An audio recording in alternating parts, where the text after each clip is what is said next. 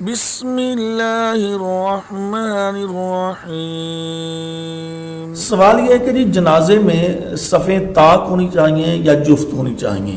اور کیا کسی حدیث میں صاف تکوں کا حکم یعنی کہ طاق صفوں کا حکم ملتا ہے؟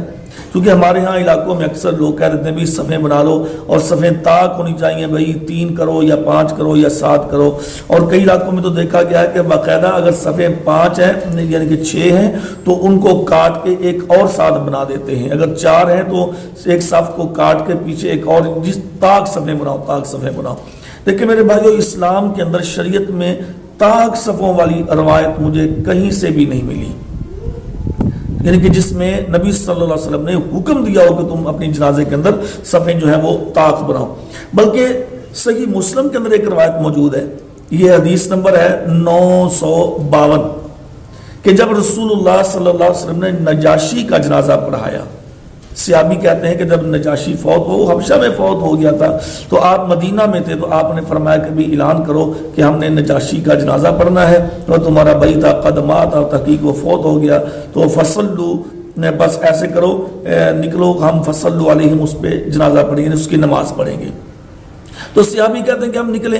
اور ہم نے جا کر جنازہ پڑھا، فقمنا فصفنا، کہتے ہیں ہم گئے اور پھر ہم نے صفیں بنائی، اور کتنی صفیں بنائی؟ صفین، 2 صفیں بنائی، 2 صفیں۔ صحابی کہتا ہے کہ ہم نکلے اور ہم نے صفیں بنائی، اور صفیں صفینی، 2 صفیں بنائی ہم نے۔ اب کہاں گیا وہ طاق والا مسئلہ؟ کوئی طاق والا مسئلہ نہیں ہے۔ تو لہٰذا جنازے پر جتنی بھی صفیں بن جائیں، ہاں ایک ویسے ہی طاق بن جاتی ہیں تو اس میں کوئی قباحت نہیں ہے، یا جفت بن جاتی ہیں تو پھر بھی کوئی ممانعت نہیں ہے،